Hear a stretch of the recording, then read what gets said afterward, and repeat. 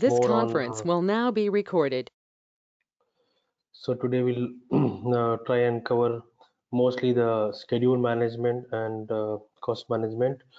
As I said, scope, cost, and schedule are the three constraints for any project. So we'll be spending, as a project manager, we need to spend more time on these three elements.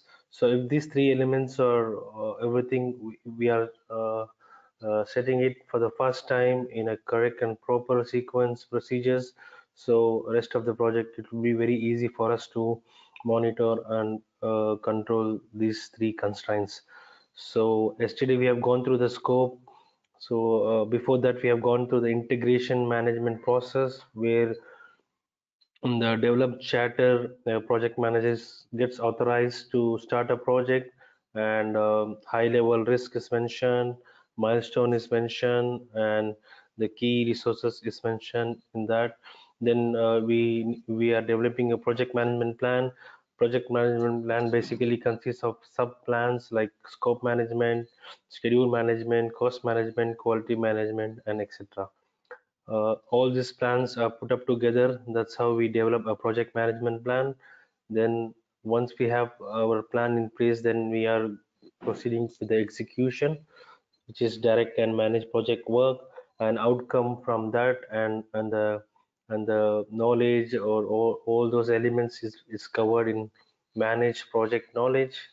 Once the execution is done, we will do the audit on verify if this outcome of the execution is in line with what we have planned, and acceptance criteria. If this deliverable is accepted by the client, and hence if it is all good, then we'll go out for the closing out process. If not, we need to do the change control process. Then we saw the scope management, where we have gone through how we plan the scope management, and how we do the collect requirements, and outcome of that will be the traceability requirement, traceability matrix, and how the scope is defined, and what are the tools and techniques is used to define the scope. And once the scope statement is there, then we create a WBS. WBS is nothing but decomposition of larger component into the smaller parts, to more manageable level, and we assign resources, and we are assigned calendar and dates to that activities. Once we do that, then we again we validate that scope against the outcome of the execution. If all good, we go for a closing out process. If not, we go back and do the change control process. Then we control the scope. So now in today's session, we'll be covering through the schedule management, and we'll be going through the project cost management. So basically in schedule management, we are going to see how we are going to plan the schedule, how the activities are defined, how to sequence in activities, and basis of estimate for the duration of the activities. Once you have all those elements, then we're gonna develop the schedule. Once the schedule is developed, we're gonna again control it. So here we have only two process group for the schedule management. We plan and we monitor and control. So even for the cost, it's in line. Schedule and cost management will go hand to hand, because it's all closely related. Scope, schedule, and cost are all very closely related. Once we have scope in place, we immediately go for schedule and cost in parallel process. So once this is defined, then we are good to go for the execution. So coming to the project schedule management, this is uh, third knowledge area in PMI book. So let's see what is there, the key concept. So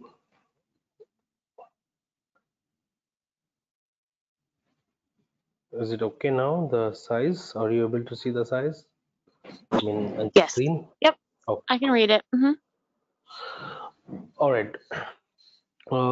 So what's your idea on schedule? So I'm sure you must be doing a lot of schedules for your organization. Yes, I do actually complete schedules. So from project initiation all the way through project closeout. All right, that's great. So what are the basic requirements to develop the schedule? Like, what do you mean? My schedules are like include every vendor. Sometimes they're encompass time frame on when they arrive for a particular day. Um, they're very involved. Yeah, but how do you arrive the duration of the for the activities, and what is the basis of that?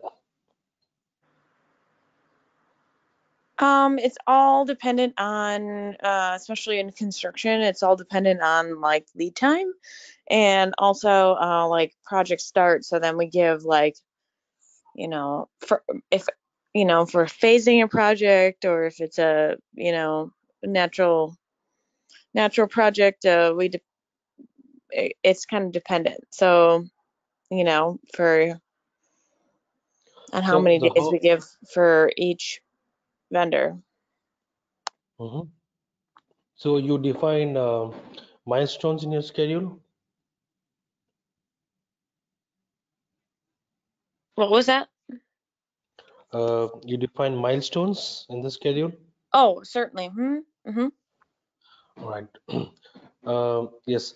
So basically, you need contractual documents. You need a project charter to develop a schedule, and you need to know. You should know. You should be aware of your scope, and then you should be knowing about your resources availability.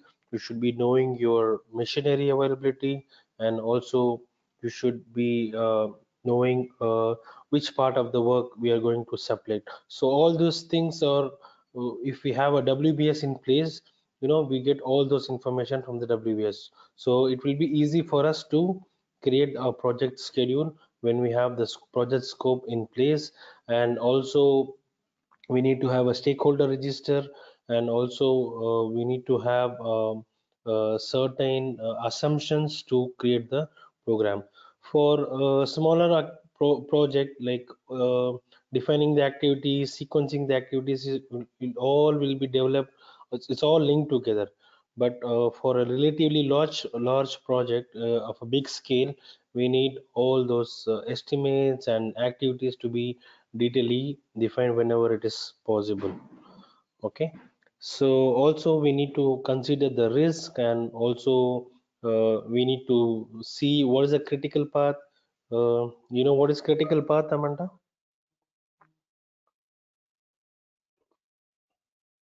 Yes, I do. Yeah. So you know how the critical path should be taken care always, because even if you delay one day, the entire project will be pushed for one day. The start of the finish of the activity will be delayed even if you delay for one day. And you need to take care of the resources which is falling under the critical path. All those things has to be thoroughly maintained and always monitored. So these are the key concept of the schedule management plan. And we have a lot of methods, sequencings to do that. We use so many softwares these days, like MS Project, Primavera. All those projects will help us to do. This tool will help us to do a detail level scheduling in our project. So, have you come across anything called role wave planning? No, I have not. Okay. The role wave planning is nothing but when you have certain elements in the project which you are not aware of, and your scope is not properly defined, and you don't know how you will break it down or how you will create your WBS. So scope is not defined. So what you will do is you will only plan for certain activities which you can forecast, which you can foresee. For example, if you have a project for 2 years and you're not sure about the scope, so you will just plan for next 2 months. So that level of planning we call as role wave planning. You will do planning as you progress in the project. That's called rolling wave or planning.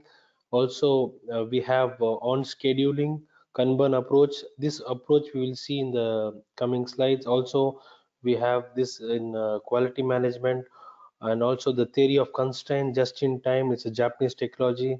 So this will be also looking in detail when we test the quality management plan.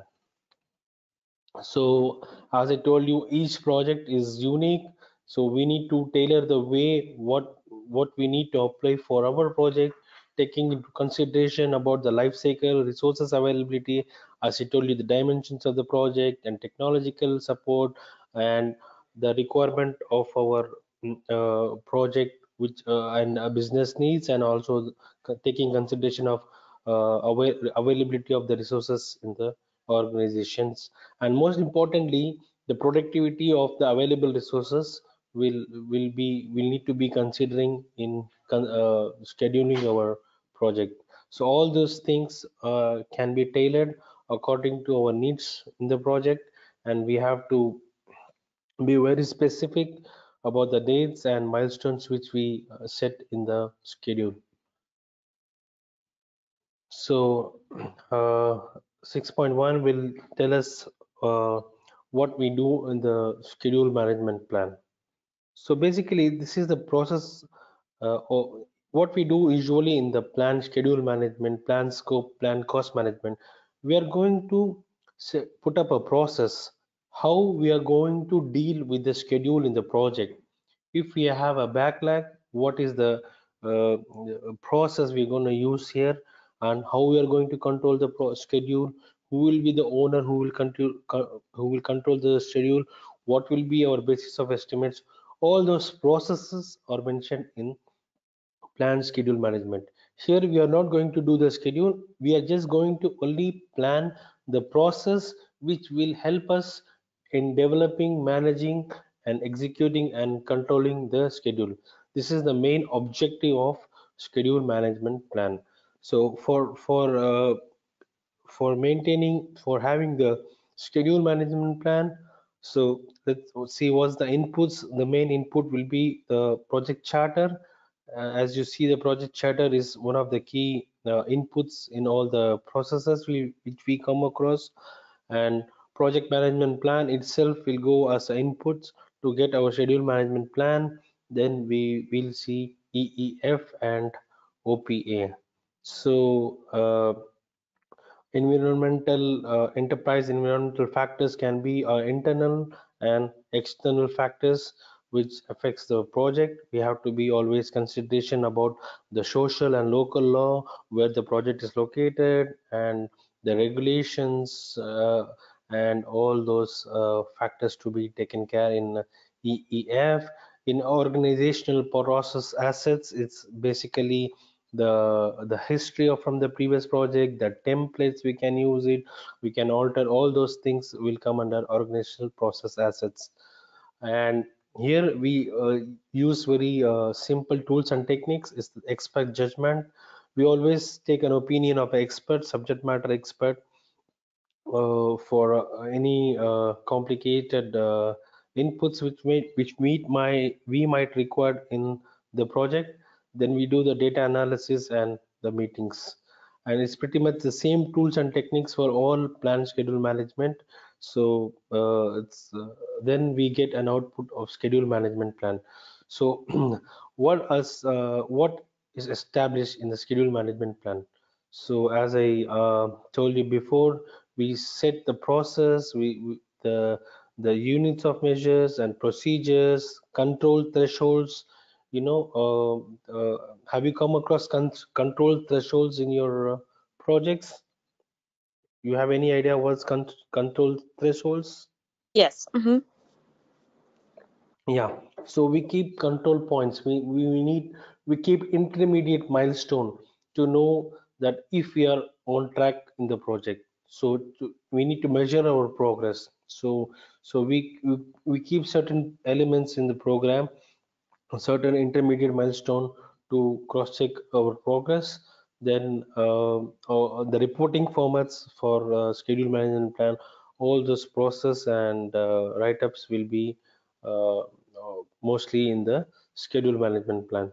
So how we are going to develop the model, and what will be the iteration length, how we are going to how we are going to collect the requirements for schedule management plan, and how we are going to maintain, and what frequency we are going to update the program for 15 days or 30 days. So all those procedures, and what is the calendars used in the program, what will be the resources calendar in the program. So all those things will be defined in the schedule management plan. So once you have the schedule management plan in place, then we will move on with the defining of an activities.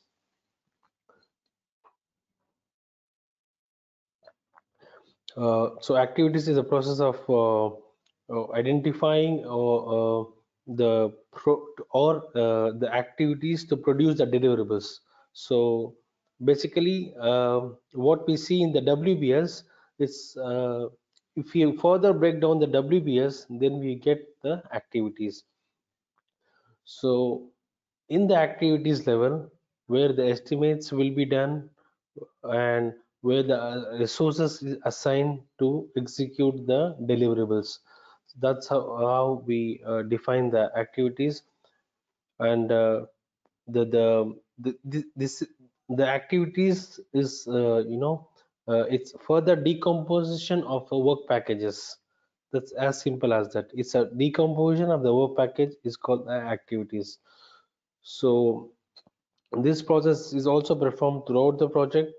And if you see the inputs, we need here a project management plan, then EEF and OPA, pretty much same inputs what we require to do a schedule management plan, except the project charter is not available because it's already we have a project management plan in place.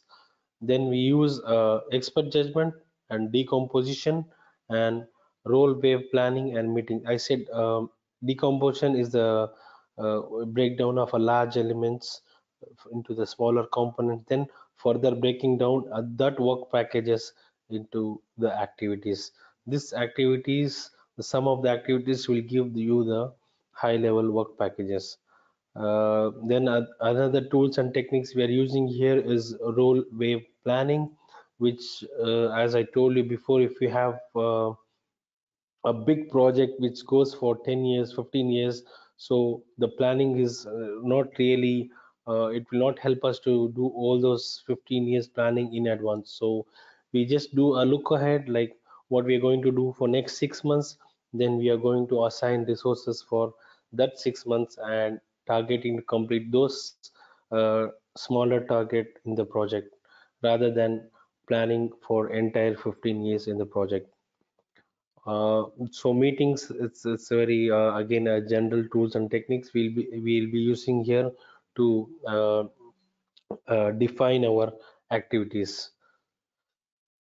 So the output of this defining activities, it will give you the activity lists and activity list, activity attributes, as I told you, the milestone list. And if we have any deviation, then we go for a change request, then project management plan updates.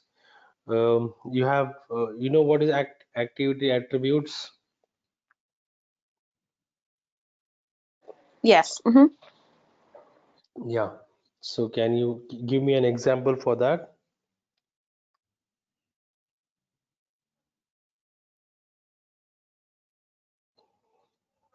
Can you give me some examples of activity attributes, Amanda?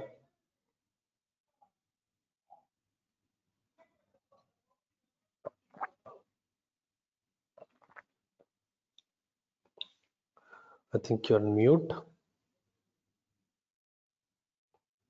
Oh, yes, I am. Um, so like when you say like project attributes, um, Like, are you referring to the like specific tasks or milestones? Yeah, specific task. Yeah, what is the activity attributes of it? I mean, specific task. Oh, I mean, like we go through everything from, well, in construction, like Uh-huh. when you go through a schedule, I mean, you know, it it's all encompassing with, engaging each vendor and, going through project, when certain entities need to be notified and, um, certain deadlines, that sort of thing. Yeah, yeah, you're almost pretty correct. So basically, the activity attributes, as you rightly defined, if it is a sublet job, then we need to have a subcontractor notification. And then we have start date and finish date. We need to have duration. We need to have uh, uh, notification, and also the WS dictionary has to be maintained. All those things will contribute to the activity attributes. So here it's decomposition. As I told you, it's dividing and subdividing the project scope and project deliverables into smaller and sorry, more manageable paths. uh, so once activity or define, it's the same process as we follow for to create the WS process. So the list will have the WS dictionary, and also concurrently this will be used for the WBS is used for the development of the activity itself. So this is the entire process is called the decomposition. And rolling wave planning is again, as I told you before, while we don't know the work in the future, it plans in a very high level without going much in details.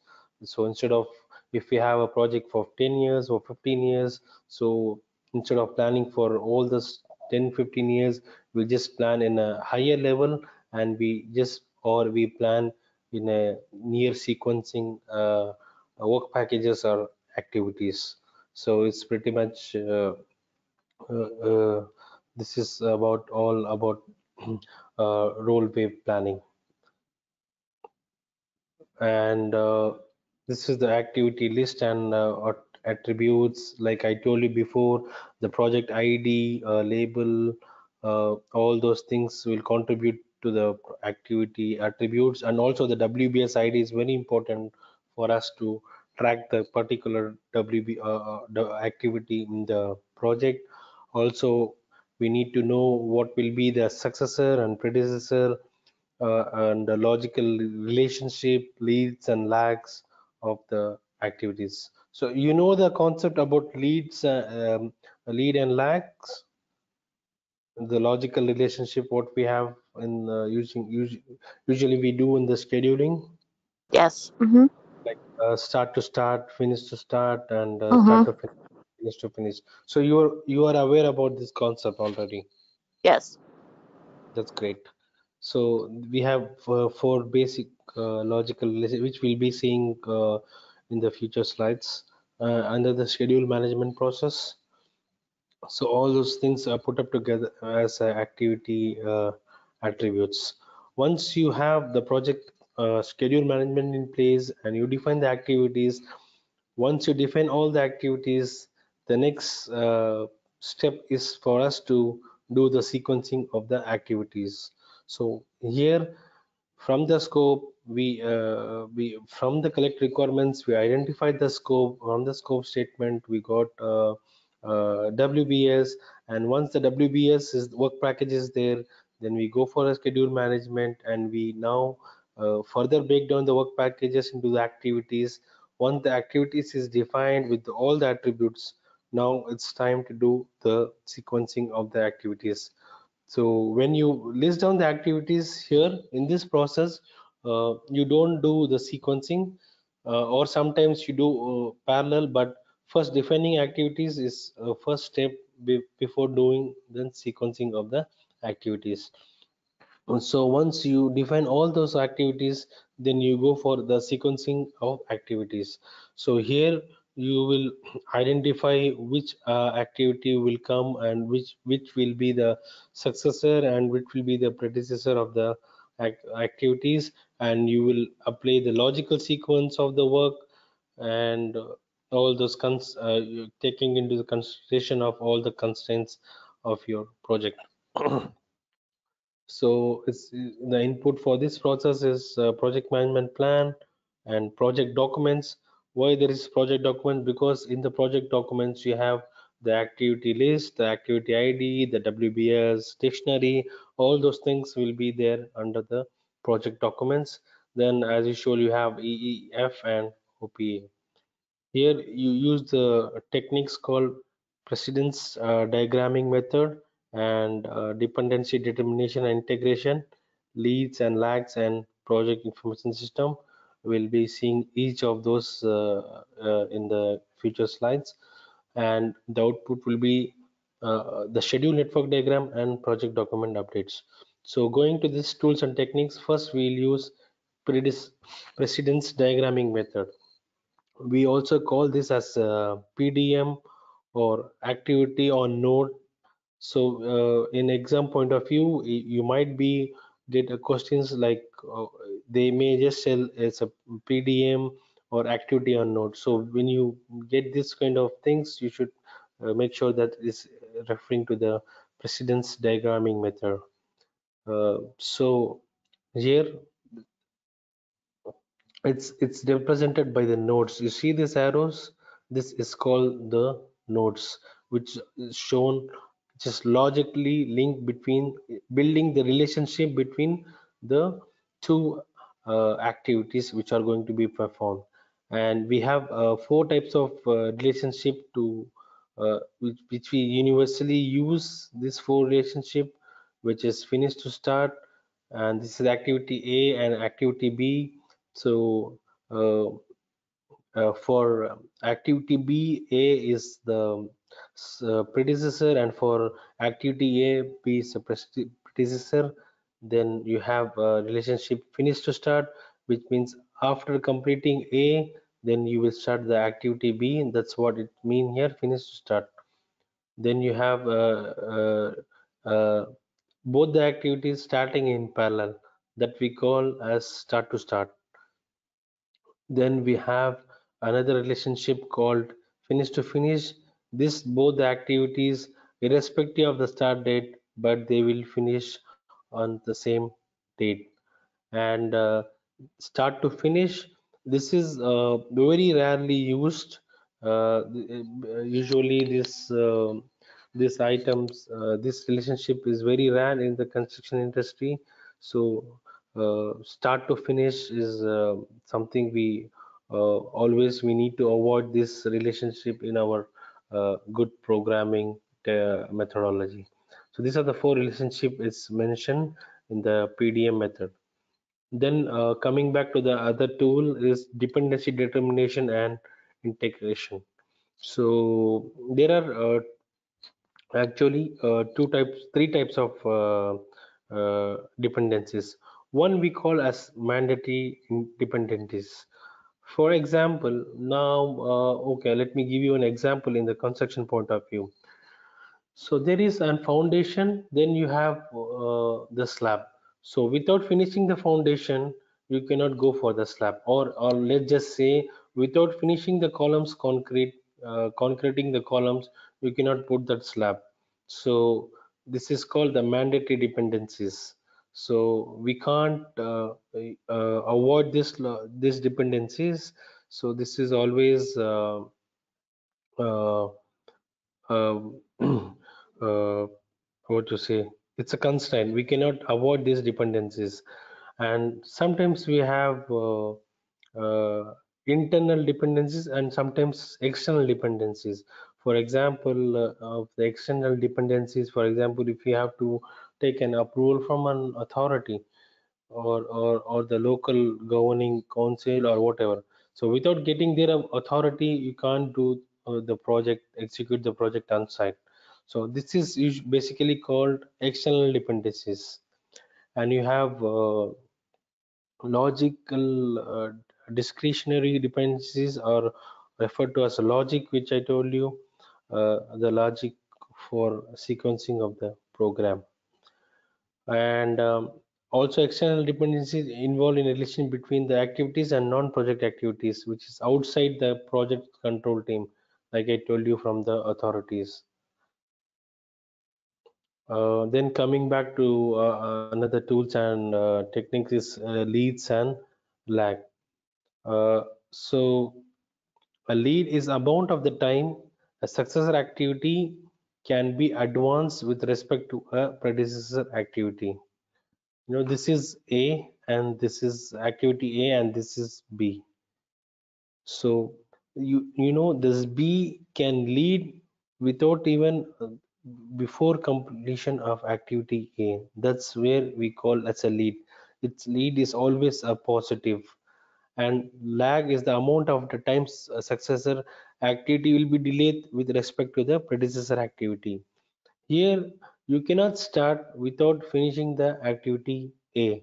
Sometimes, I mean, for example, you cannot, if you are, let's just say, you cannot close the wall without you do your conduits for your electrical. So you have to wait until all the conduits of the electrical pipes have been installed in the wall, then you go with the plastering.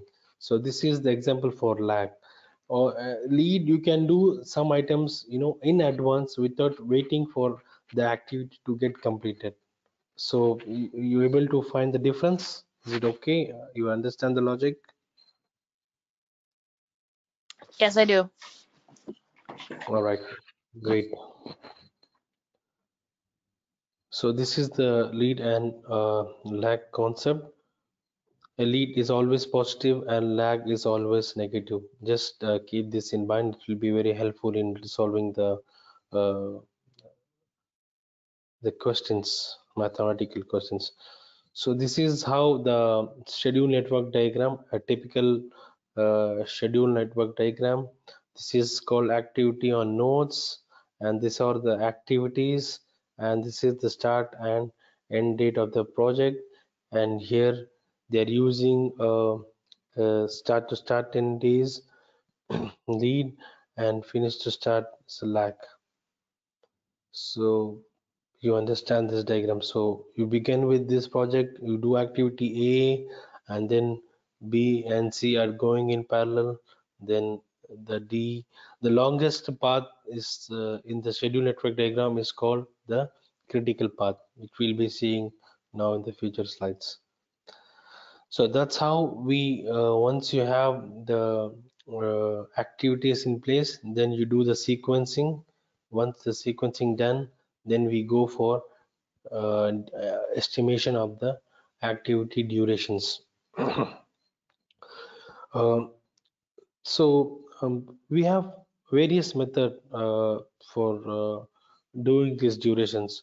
So we need to see which is the most appropriate method of estimating the duration, so, for this particular project, and we can tailor it accordingly. So for doing for calculating the activity durations, we need to have a project management plan in place, project documents where you have WBS and activity attributes, and also the sequence of activities. Then you have EEF and OPA. So here you see the tools and techniques is always the expert judgment, because if you are more the most experienced in doing the same repetitive project, then you get a lot of knowledge about that. You can directly go with the judgment, or you can always take the advice of the experts for defining the duration. Then you have various estimating method. One is analogous, two is parametric, and four is 3 point estimating, five is bottom up estimating, and six is data analysis, seven is decision analysis, and eight is meetings. uh, so analogous estimating is pretty much based on the previous experiences of your knowledge. or based on the similar kind of project, you consider the same duration for the activities. Parametric estimating is uh, taking certain parameter. For example, in previous project, let's say 10,000 square meter, a building with 5,000 square meter, how much time it took. So you will use these parameters to estimate your current project. This is called a parametric estimating. And in 3 point estimate, you'll use the simple mathematical formula, which is optimistic plus pessimistic divided by 2. You take the average of that and you will use, and plus 4 times most likely, you will take the average of this and you will use in 3 point estimating. The most accurate and most the correct way of estimating the duration is bottom up estimating.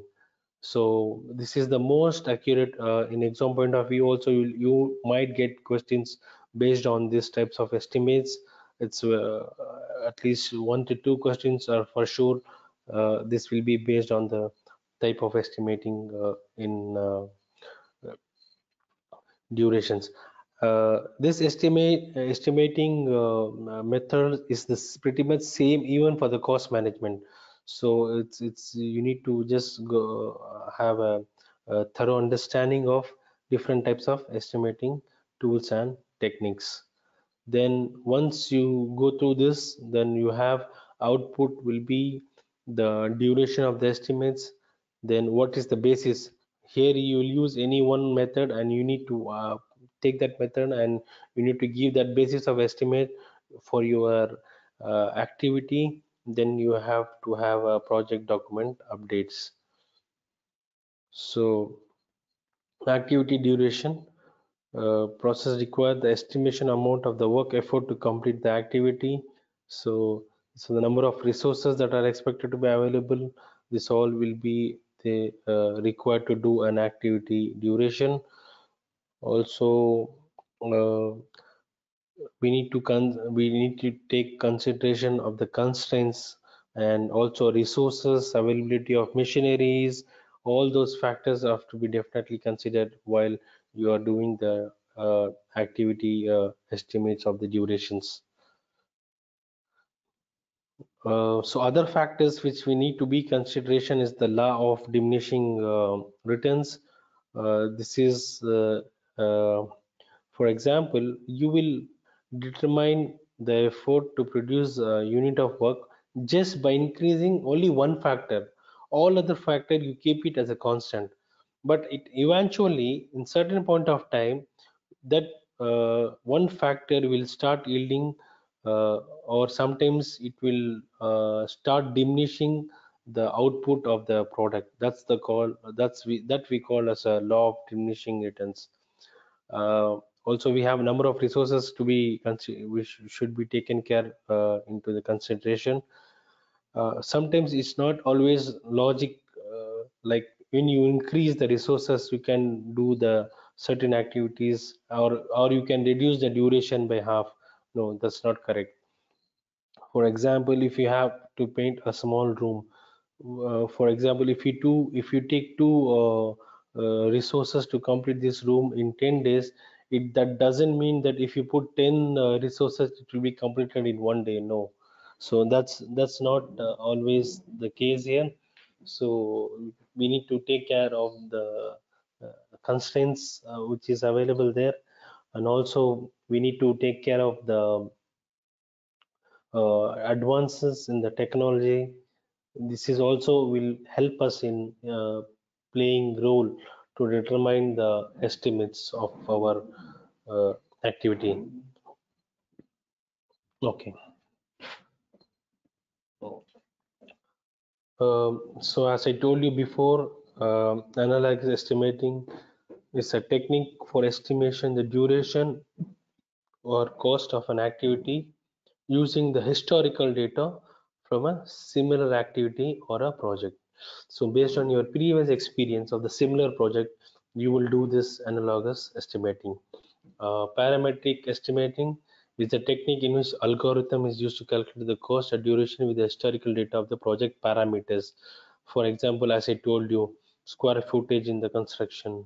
So based on this, you will derive a relationship. For example, you will consider like for 2000 square meter of villa, we took 6 months for the construction. So this is similar.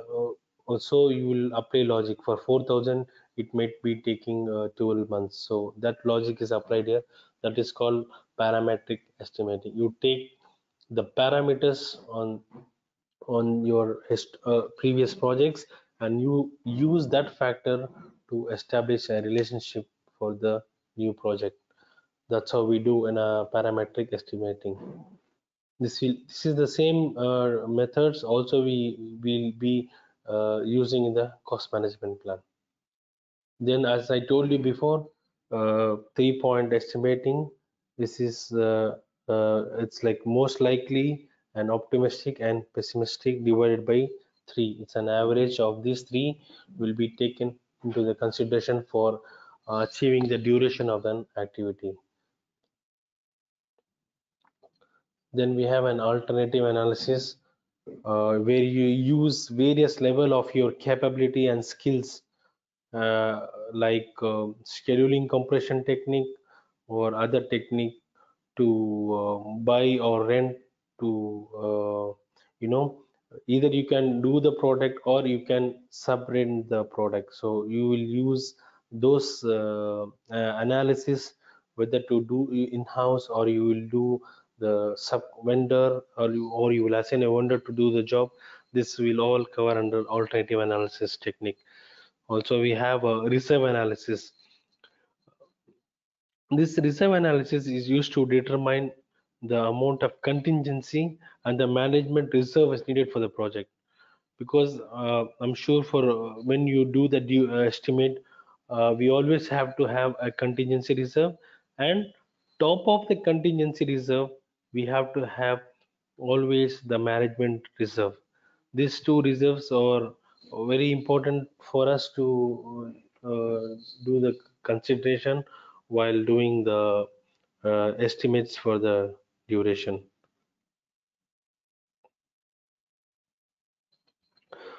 Uh, because management, okay, contingency reserve is always used when we have knowns and unknowns, but management reserves is only for unknown and unknown factors. Only when you don't know anything about that particular item, then we use the management reserves, and for known and unknown we can always use the contingency reserves. This is very important to know this. Known and unknowns, and unknown and unknown is will be addressed by using the management reserve. Management reserves, as a project manager, we are not authorized to use the management reserves in the projects unless we have an approval from the project sponsor or a high level management. But this management reserve will not come under one activity, while the management reserve basically is for the entire project. You know, they will have buffer for the entire project, not only for one activity. That's how we use this management reserves in the project. And duration estimates and outputs or duration estimates. So we have once you use appropriate tools and techniques, then you will have the duration of the estimates. Then you have basis of the estimates, I told you. So what is the method you used here, what is the assumptions you used to do the for the estimates, what is the constraints made here, and what is the range of possible estimates, example plus or minus 10%. You need to give all those elements once you do the estimates of the duration. So once you have all this place, then we can go ahead and develop our project schedule for the project. So for your good. Yes. All right. So this is the last part of the schedule management plan, where you will develop the detailed level of scheduling, because now you have done the schedule management plans, then you have you have done the activities, then you have done the sequencing. After that, after the sequencing, you have done your estimates. Then once you have everything in place, you will go ahead and do the uh, develop the detailed schedule for your project. In the detailed schedule, you will have the baseline fixed for the project, you have schedule data, and you have project calendars assigned to it, you have activity attributes assigned to it, and also your milestones and intermediate milestone is assigned to it. Also your billable elements, everything is it's all is developed within the detail or master schedule for the project. And you do usually basically you develop a schedule by analyzing the sequences, then with the resources requirements and constraint for creating the model, and the same schedule will be used to execute and will be used for monitoring and controlling purposes. So the inputs of this process is again a project management plan, then project documents, then agreements. Because why agreements here? Because we have the milestones and intermediate milestones is there in the agreements. That's why we take consideration of agreements before we develop a schedule, because we need to know what to consider as a milestone. If it is not mentioned, then we can assume those milestones within our schedule by ourselves. Then we have EEF and OPA. OPA, why? Because we can copy and paste the same schedule. Because if it is a similar project, for sure we can utilize the programs or schedule which is previously available in our company assets. That's why we use OPA, and also EEF. It's always a repetitive in almost all the process of the PMI. So if you see the tools and techniques used for developing the schedule is schedule network analysis and CPM, critical path method, resource optimization, data analysis, and we use the concept of lead and lag. Then we have PMIS, project management information system. This is generally a software we use.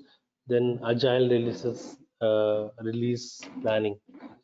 So the output of this developing schedule is the schedule baseline, project baseline, and we have schedule data as I tell, then project calendars, uh, and change requests if any, then project management plan updates, then we have project documents updates. So we'll go and see more in detail about the tools and techniques of schedule management plan.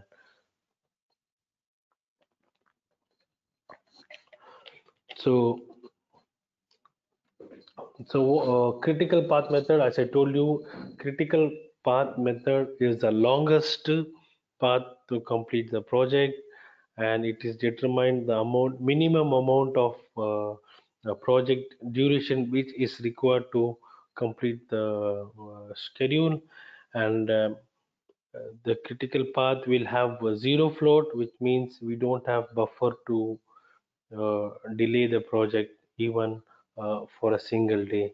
If we delay the activities which are falling under the critical path, then we are delaying the entire project with number of days which we are delaying in the critical path. So we have a total float concept, free float, then we have uh, critical path. So what is total float? The start of and the start or finish of the activity can be delayed without affecting the project end date is called the total float. Then we have free float. The start of the finish of the activity can be delayed without affecting the subsequent activity. This is called free float and total float.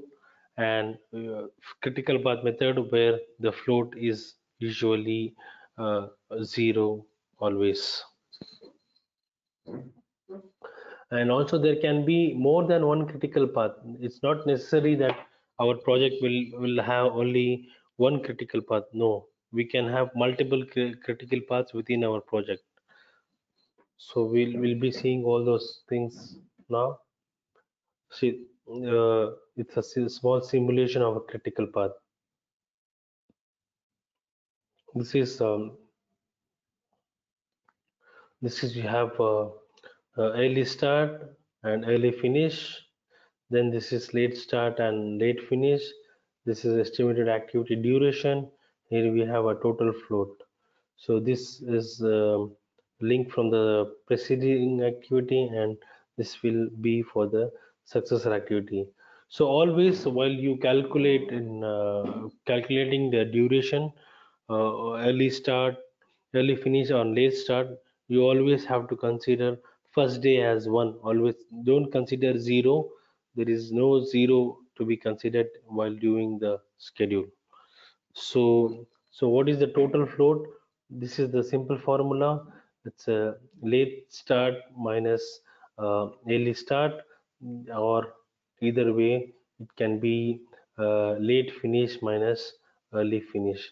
This is the formula for calculating the float. The float is always zero for the critical path. Always do that. Consider in that. And while you calculate the early finish, you always have to subtract it with minus 1 day. And if it is late start, you always add plus 1 day. This formula, you just try to grab this one, because sometimes we might get questions based on simple calculations for the float. Uh, So you're okay with this, or is it okay? You understand this thing, Amanda? I do, yes. Good. All right. This is some simulations here. So this is based on these formulas. We calculate the duration and we calculate what is the longest part. I'll share you these slides end of the session, so you can go through and try to calculate yourself and try to using this formula. You can always calculate and uh, just make sure you are familiar with the formulas and the calculation. Okay, is that okay? Yes. Yes. So you just use these formulas and try to work it out post this session. Then if you have stuck up with something, just let me know. I'll be helping you out from that. Okay. Then we go for resource optimization. We have two types of resource optimization method in our schedule. One is resource leveling, another is resource smoothing. It's totally different concept. Let me explain you. When you do the resource leveling, uh, the resource leveling will be the dates of the entire schedule will be adjusted based on the available resources you have. So uh, so sometimes the end date might be get shifted because of your resources availability. So that's the limitation of that resources we consider in the schedule. Then we call that process is called resource leveling. Is it clear? Yes, that's clear. Yeah. For resource smoothing is exactly opposite. We will not change the critical path. So we will try to increase the resources to keep our critical path always unchanged. That's how we do resource smoothing. So a technique that adjusts the activities of the model such that the requirement of resources on the project do not exceed certain predefined resource limits. So in this resource smoothing, the project's critical path is not changed, and the completion date always is not delayed here. But in the resource leveling, you change the end date because you are leveling the resources. Then based on the resources availability, your end date is getting shifted. So these two are resource optimization. Then we have what if scenario analysis. Usually for what if analysis, we use the software simulation. We use Monte Carlo simulation to forecast and it is basically a software where you give all inputs, then it will generate simulate itself, and it will project the end date based on different criteria. It's like based on the probability, based on the 3 point estimates and network diagram, and all those factors. It will calculate itself and it will give us the end date of the project. That what we call Monte Carlo simulation software.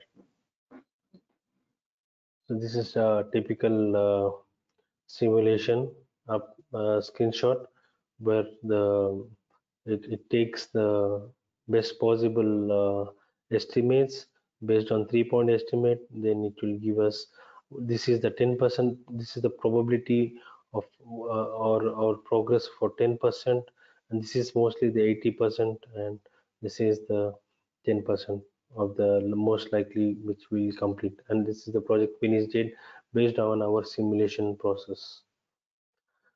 Then we have one, we saw the resource optimization. Now this is the schedule compression. We can do the compression. The compression is just the reducing the duration of the activities, or reducing the time frame of the project schedule. We can use two techniques here. One is crashing, another one is fast tracking. Uh, Crashing is done without putting the more uh, uh, I will explain you in this diagram. See, this is the normal project. You have a sequencing of this activities here. So you put a resources and you will put this sequence of the activities, and you go in sequence. For crashing, we put more duration, I mean more resources to reduce the duration. While in the fast tracking, we will try to start the activities in parallel without changing the without increasing the resources to that activities, that we call as a fast tracking. While in the crashing, we put more resources to do the job and to reduce our duration. This is the simple example of fast tracking and crashing. Fast tracking will, the activities will go in parallel. It can be started in parallel, but in crashing, we will not start in parallel. While we increase the resources and try to squeeze the duration, then we will end up in using less number of days than in the fast tracking. Is it clear? Yes, it's clear. Yeah. So these are the two methods we use for a schedule compression of the project. So we basically crashing will be required a change request, and will be requiring approval to do this process, because here the cost is very high for doing this method. While the fast tracking can be done when once you feel your schedule is slipped or there is a delta in the schedule, you can always go for the fast tracking and try to catch up the schedule. Once this is, we are not able to do the fast tracking, then we have to do the change, perform change integrated control process. Then we have to get approval from the CCB, change control board. Then we can do the crashing in the project. So what we have seen is so far the tools and techniques for the development of the schedule. Then we will get the outcome of the project schedule. uh, we will have, once you have the schedule in place, we need to have the dependencies, and we will have milestones, we will have attributes, we have start and end date, we have calendar. Then we can also have a Gantt chart. uh, you know, have you used Gantt chart in your schedules?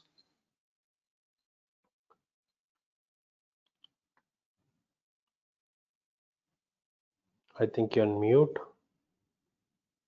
Oh, yes, I have. Yep, that's usually primarily what we use. Use Primavera? Yeah. Okay. So all those things will be coming as output of schedule. Then we have schedule data, which is the milestones, attributes, and assumption and constraints. Then also we can give additional information in our schedule, such as histograms, cash flow projections, then also alternative schedules. You can filter the look ahead program. You can show the critical path method, and all those things we can be given as additional data if required for the schedule. This all how we develop a project schedule in the project. This is the best sequencing of the creating a project schedule in the project management plan. So this all coming under the planning process group. So far we have seen all those things. Now there is no execution, there is nothing to there in the execution for schedule management. Then we will have controlling of the schedule. So here we will go and see the,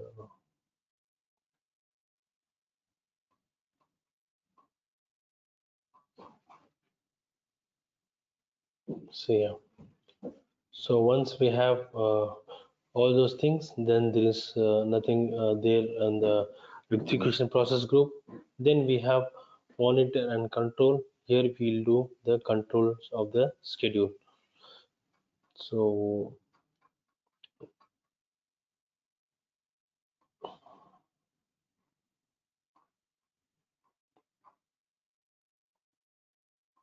sorry, yeah. So control schedule is process of monitoring the status of the project, and you will measure the progress, and you will manage the changes which happen in the baseline. So the key benefits of this control schedule is to maintain the baseline throughout the project, or if you have any changes while execution, then you need to do the CCB, perform change integrated control procedures, and you will use CCB change control board, and you take the approval.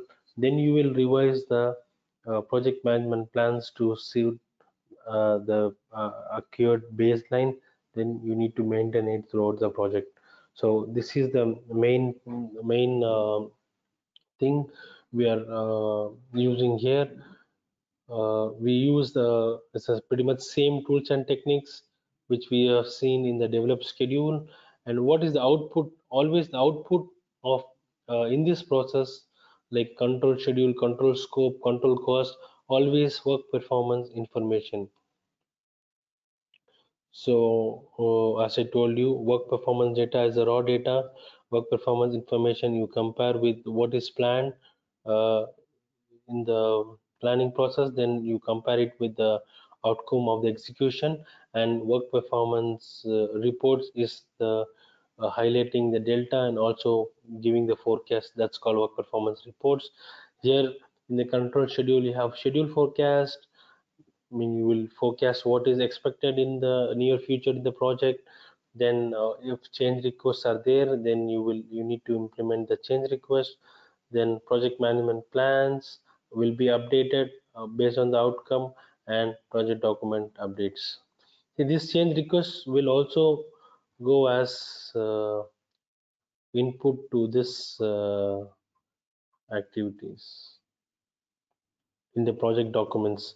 So if you have change request there, the project documents here it will go, and again you need to do this method and you will get with a new estimate as a change request. So it's pretty much all linked.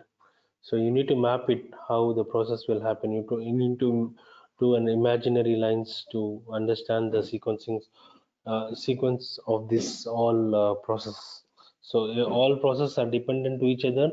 So we need to just if you go in the PIM book, there is explain how all the process will come in the sequence. So the main component for control schedule is performing the change integrated change control process. As I told you before, it's determining the current status of the project schedule, comparing it with the baseline, and if necessary, reconsidering the schedule reserves. We can use it, but not the management reserves. If we want to use management reserves, for sure we have to take use of the sponsor. I mean, without the sponsor, we cannot use the management reserve. Then managing the changes while doing the execution and keeping that intact, the baseline throughout the project. Then in the control schedule, we'll also check the status of the milestone, which we determine based on the agreements, or if not, we will determine ourselves to make sure we are on track of the progress. Then in the control schedule process, we'll also ensure the subcontractors are performing and the suppliers are performing um, as per our agreed schedule in the master plan. Then we need to track even their activities in with respect to the baseline program, master baseline program. They call it as schedule baseline in the PMI. So all those things are related to the schedule management process.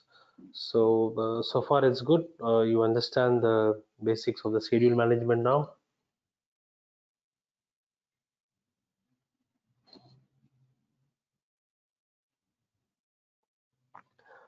I think you're on mute.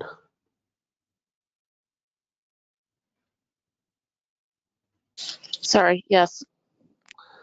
All right. Okay, I think we need to get a small break here for 10 minutes. Then or 10 minutes is okay for you, or you want more time? Nope, 10 minutes is good.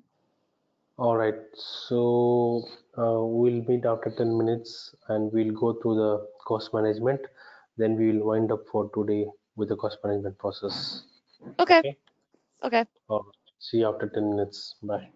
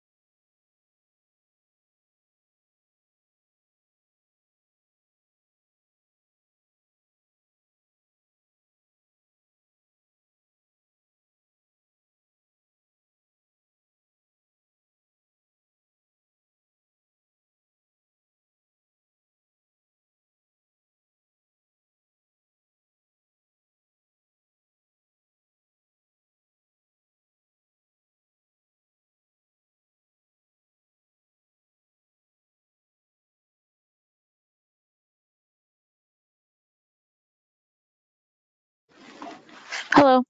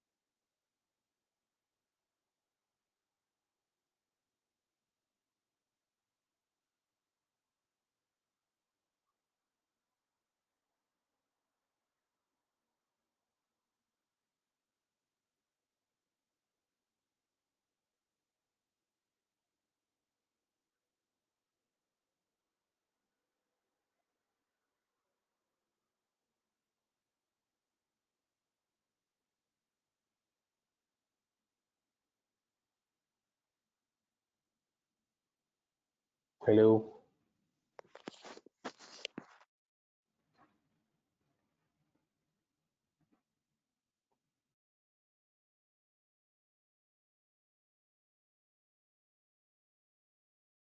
Oh, hello.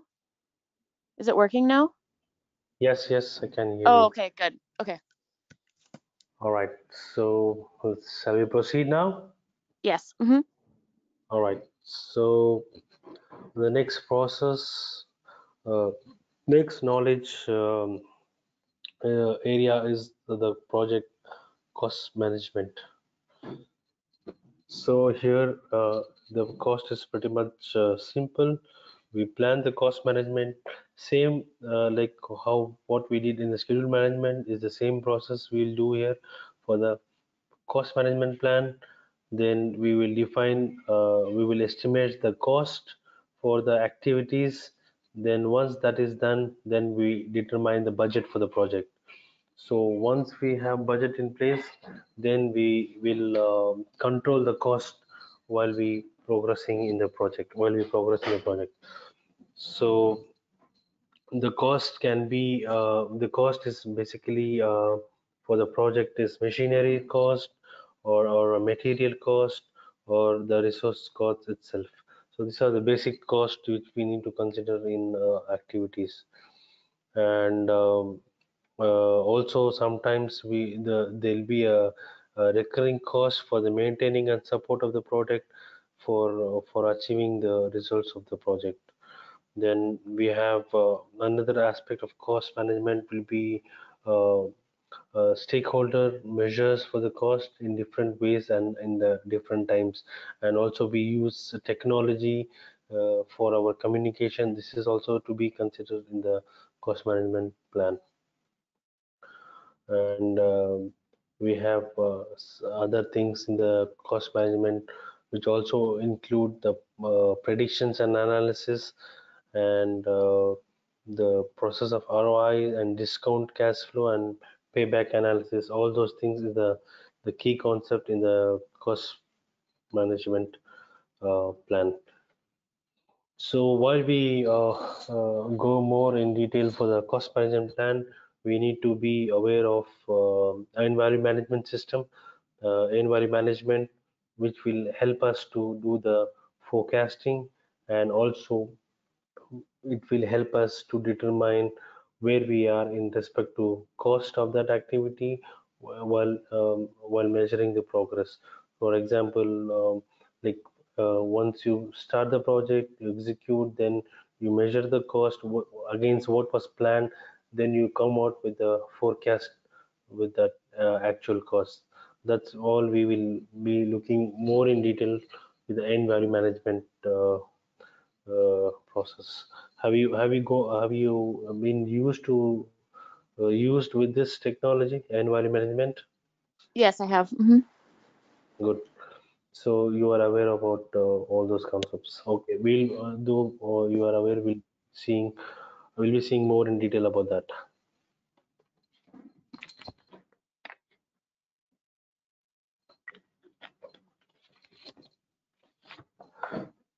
So the tailing consideration here is the knowledge management from the OPA. We can use the financial database which is available in our organization, and we can always tailor according to the project needs. uh, then we need to do the estimation and budgeting, whether it will be a formal or informal estimating, or the cost related to the policies and procedures, and all those things has to be well taken care. Then we have environmental management. So these things we'll also see this in more detail in the coming slides. Okay. So here the cost management plan is basically in planning stage. In planning process, we do the planning of the schedule management, like who, when, how the cost to be taken, the process of that. Then we have estimates. The estimate is pretty much same as what we saw in the schedule management plan. We will have analogous, parametric, and 3-point estimate. So we'll use the same type of estimate, but it is related to the cost. Then once we estimate the cost, then we'll determine the budget of the project. Once the project budget is defined, then we always keep and control the project budget throughout the project unchanged. And if at all there is any deviation, then again we will use project integrated change control system or process to update our project management plans. Then then we maintain the budget of the project throughout the project life cycle. So uh, plan cost management first, 7.1. So we need inputs like project charter, again pretty much same as what we saw in the schedule management plan. Then project management plan, then EEF and OPA is used here, and tools and techniques is again the same: expert judgment, data analysis, and meetings. Then output of this process is the cost management plan. Basically, here we will hear how the cost is analyze, how what is the process to collect the cost, and how would we be managed, who will be managing it, who, and what is the threshold points where we need to check the cost, and how to control the cost. All those guidance will be there in the cost management plan.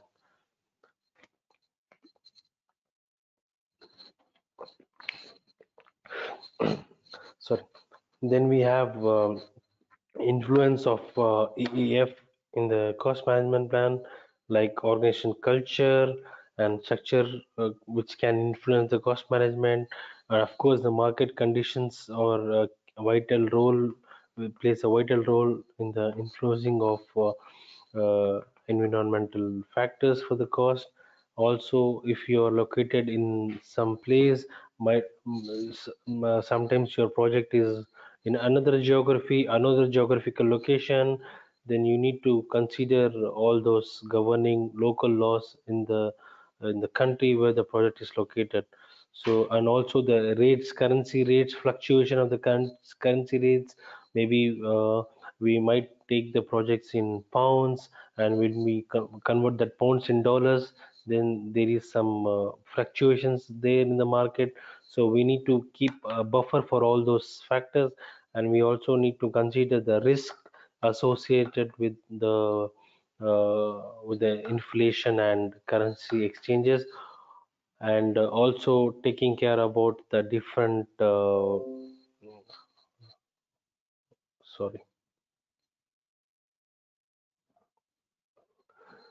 And other things will about the local labor laws and human cost is different for each country. And also we need to have a risk contingency risk within our established budget. During the estimate, we'll also have to keep the contingency while doing the cost management plan. So what are the other factors which will need to be considered in this? Life cycle costing, then value engineering. Sometimes we do value engineering to reduce or enhance the product and to reduce the cost. And law of diminishing returns and product depreciation has to be considered while we are doing the cost management plan. Even see the schedule will also will affect the cost. As I told you, the schedule leveling and schedule compression methods will also plays a vital role in cost management plan. Also the type of contract which we consider in the project will also plays a vital role. The type of contracts will be covering in the procurement management plan, so where we will see the different type of contracts and what are the associated risk with each type of contract as given in the PMI. So the cost and the contracts pretty much in hand. uh, so in exam point of view, we need to know from which part of the question is framed, from which part of the knowledge areas and process which has to figure it out. So we need to give more in depth and understand the process. So the output of the cost management plan will give what is the unit of measure, what is the currency, pretty much same as the schedule management plan, threshold points, reporting formats, and strategic funding choices, and the currencies which we are considering in the project, and also the procedure for cost recording. All those are the outcomes of the cost management plan. Then coming to the estimates. So once you have the cost management plan in place, then we will start estimating our cost for the activity of the project. Uh, so um, uh, uh, the key inputs here are project management plan, project documents, EEF and OPA. The tools and techniques are is the same tools and techniques which we used in the schedule management plan: analogous estimation, parametric bottom-up 3-point data analysis, PMIS, and decision making. Then output of the basics of estimate is cost estimate, basic of estimate, and project document updates. You see, is pretty much same as the schedule management plan. So analogous, as I told you before, based on the previous experiences, you will do the estimate. Parametric is based on the parameter, for example, per square foot rate, and in bottom up, you do the accurate estimating process. You calculate the labor, the material, the cost associated with the activity, then you sum up with all those things and you come up with a value. That's called bottom up estimating. 3-point estimating is again pessimistic and optimistic, then 4 times most likely. So that is the 3-point estimating. And data analysis, we have already gone through all those things in our schedule management plan. So it's pretty much same here. It's a repetitive one. The method is same. The tools and techniques are same. So there we are estimating the durations. Here we are estimating the cost. That's the only difference between the cost and schedule management. Is it clear so far? Yes. All right. Also, we have different types of cost in while taking into the consideration. We have variable cost, for example, the materials, supplies, and the wages.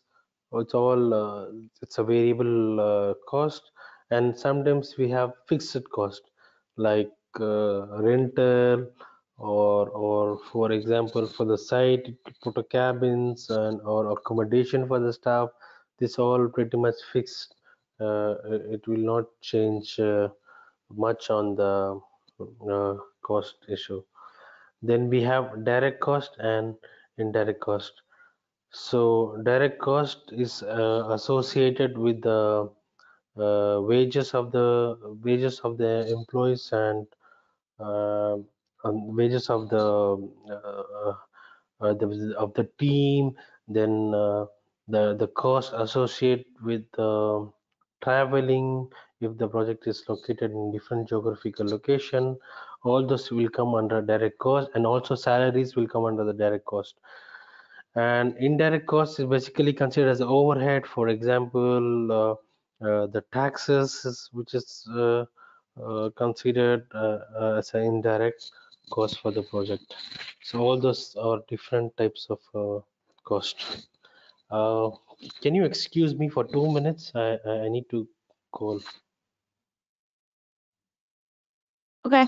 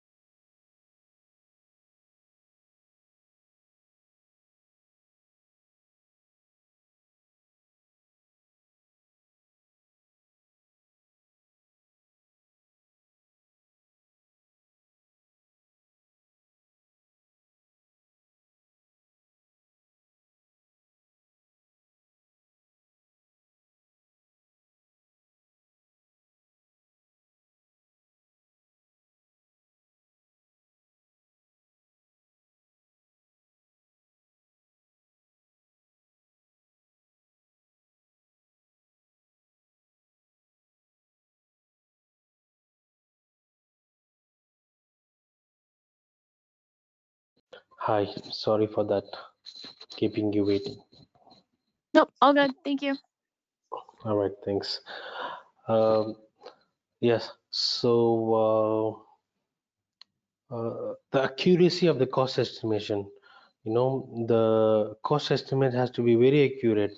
But in during, for example, if ROM is a rough order of magnitude, where the accuracy can be -25 to +75, you need to uh, uh, take memorize these ranges. This is in exam point of view, you might get questions based on this accuracy. So they will ask like rough order of magnitude, what is the accuracy. You'll, of course, there will be a multiple choice options, but it will be very confusing. So you just need to be very careful on those things. So the accuracy is -25 to +75. This is a very little level of accuracy is available in the rough order of magnitude. Basically, during the initiation stage, or during a business case studies, we use this kind of estimate in the project. Once then we for the budget estimate, it's always -10% to 25% is the accuracy. Once you have a definite estimate, is minus 5% to the 10% is maintained, accuracy is maintained in the budget estimate. So this is more accurate, and it has very less chances to for the cost deviation.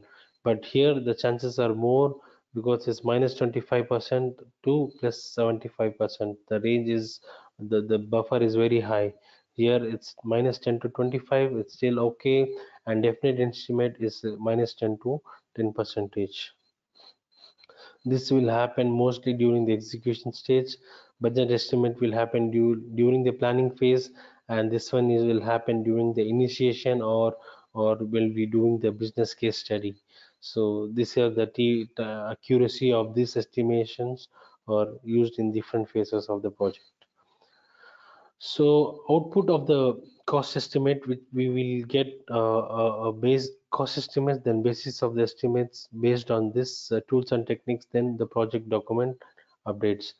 Uh, so in when you get the cost estimate, you will quantify, you have already quantified the cost based on the different tools and techniques for use, which we use same in the schedule management. Then you also identify the risk associated with it, and also you consider the cost of quality within the cost estimate.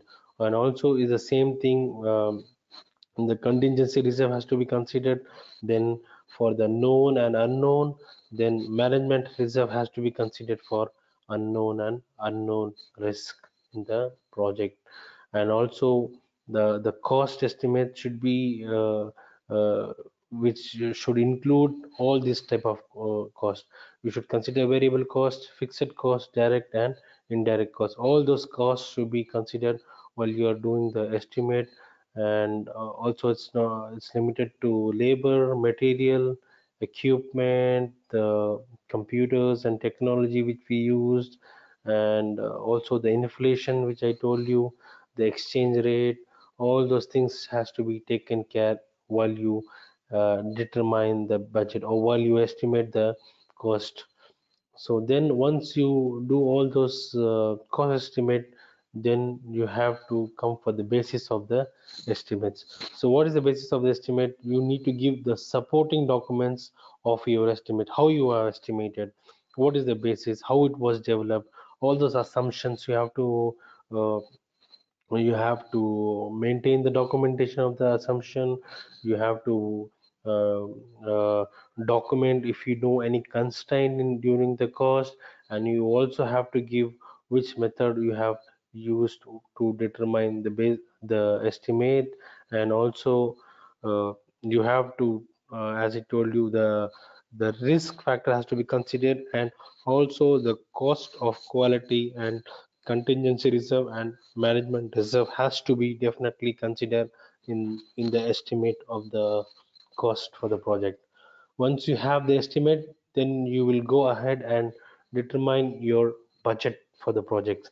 So once you have budget in place, you cannot go back and change it unless you have, once you lock the budget, once your budget and budget baseline is fixed, there is no way option to change unless and until we perform the integrated change control procedures which we saw in perform change integrated control process. To determine the budget, we need the inputs such as project management plan, project documents, business documents, of course, agreements, and enterprise environmental factors, then organizational process assets. So here the tools and technique which we use is the expert judgment. We always take opinion of subject matter experts in that note. And cost aggregation method, data analysis, historical information review, funding remit, reconciliation, and financing. So output of this process will be a cost baseline for the project, then project funding requirements and project document updates. So a project budget is includes the funds which is authorized for this project, or which is authorized or allocated to execute the project. And the project budget is also funding limit cancellation also is the funding limit reconciliation based on your time frame. So based on the time frame, you will do your cash flow. That's called funding limit reconciliation, where the schedule also plays a vital role. Because when you increase the durations, when the schedule is prolonged, your cost will also prolong. So when you try to when the duration is limited on and hence is directly proportional. Actually, when you increase the durations or time frame, your cost is also getting increased. Or when when your time is squeezed, so therefore the cost is also will be limited accordingly. So the cost baseline is approved version of time phase project budget, and excluding any reserves which we come across, and only which we can change a formal change for the project, only the change integrated change control process. Then we have these are the components of the project budget. You see, this is the project budget. Project budget will consist of cost baseline and management reserve. So again, what is cost baseline? Cost baseline will have the control accounts. You know, the control accounts we saw in the WBS level, the work packages, the bigger part is broken down in smaller work packages. That's called the control accounts. Then these control accounts will have the work package cost estimates and contingency reserve, and the work package will also have the activity estimate cost and activity contingency reserve. So this is very important figure you're seeing right now. So you should be aware what is the project budget. Project budget simply, it has project cost baseline and management reserve. So the cost baseline will have control accounts, this all is coming from the activity. This is the lower level of the WBS activity. So you do the estimate on the activity level, then you get the work package, then work package plus contingency reserve, you get the cost baseline or control accounts. Then you add management reserve, then project budget is equal to cost baseline and management reserve. Is it clear for you? If you have doubt anytime, just raise it. I will be able to resolve your Okay. queries. So far, it's good. So far, so good. Oh, All right. so far, so good. All right. Mm-hmm. Okay.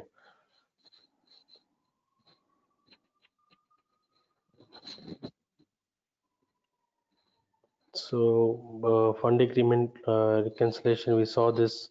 So planned expenditure will sometimes require rescheduling to work level to out of the rate of expenditure. So this is the constraint again for the cost baseline. So once you have the cash flow in place, you need to follow those cash flow, or sometimes you cannot do more progress than what it was planned, because there is always a limit for fund in this tool. So that's how it is. So you see this figure. So here, this is your cost baseline, and these are your expenditures, which is going in line, and your funding limit is this threshold points here. Then you have a management reserve, and this two cost baseline plus management reserve is considered as a project budget. And this is your time. As the time progresses, your cost for the project will increase. At the same time, there is always a funding which is always have a limitations on your cost baseline.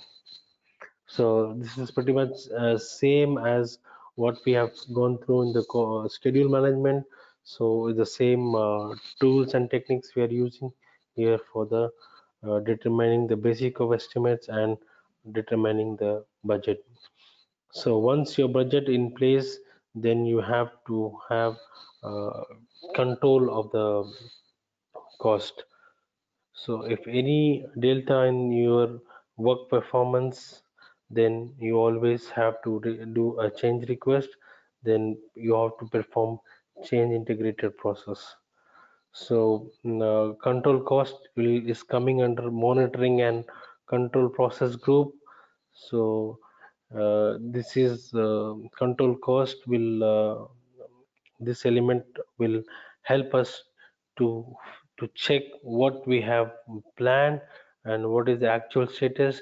Then it will also help us to forecast, give forecast in our cost. It will give us the forecast for our project in terms of cost, and also it will give us the clear picture if we are overspend the project, or we are in budget or in line with the budget base cost baseline, or we going to be and how to mitigate those overspent. We will see with all those things in earned value management system. So inputs for the control cost is pretty much same as project management plan, project documents, then project funding requirements, as I told you, then work performance data, then organizational process assets. Then we have tools and techniques, expert judgment, data analysis. We will do here. We will compare your base cost baseline with the actuals. Then we'll use TCPI to complete performance index. We'll see those formulas now in this coming slides. Then PMIS is Project Management Information System. So these are the tools and techniques we use to control the we use this tools and techniques to control the cost. Then outflow will be the work performance information. Then we have cost forecast, and if we have any deviation we do the change request. Then hence we update our project management plans based on the change request. Then project document updates.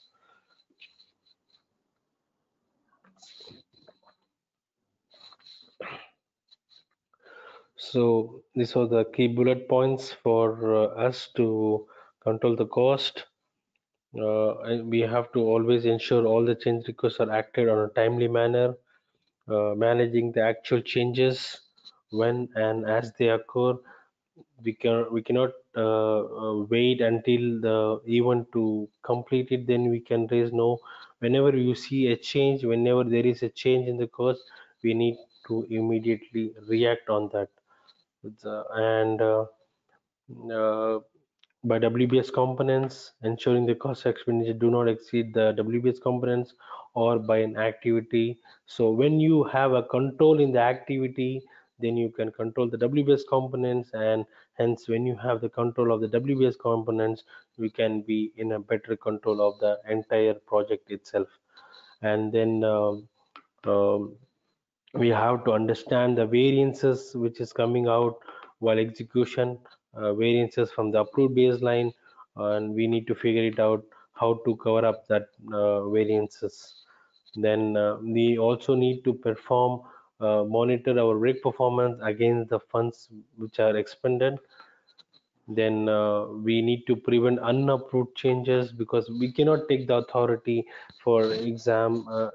Let's say we are we paint some we paint our room with some color, but then the sponsor comes, or if anyone any stakeholder will come and change, to influence us to change the color. So it's a change request, so these changes has to be recorded and we have to take it to the CCB and get approved. We cannot take our decisions on our own. So this all those things has to be properly documented, recorded. Then we have to do the change integrated control. Then we also need to be very careful with the stakeholders, because so many stakeholders will just give the oral instructions or information, but we always have to have a document proper documentation of all those instructions which we receive from the various stakeholders of the project.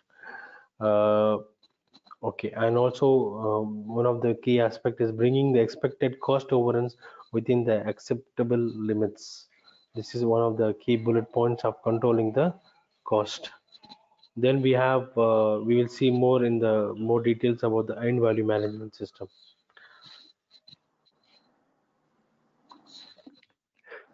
The EVM is basically it integrates the scope baseline along with the cost and schedule baseline. So it's three dimension. It monitors the three key main dimensions of each work package and the control accounts.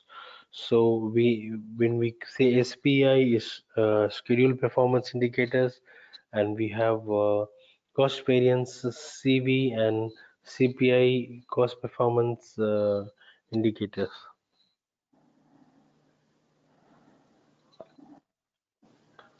So these are the terms we'll be using in the EVM.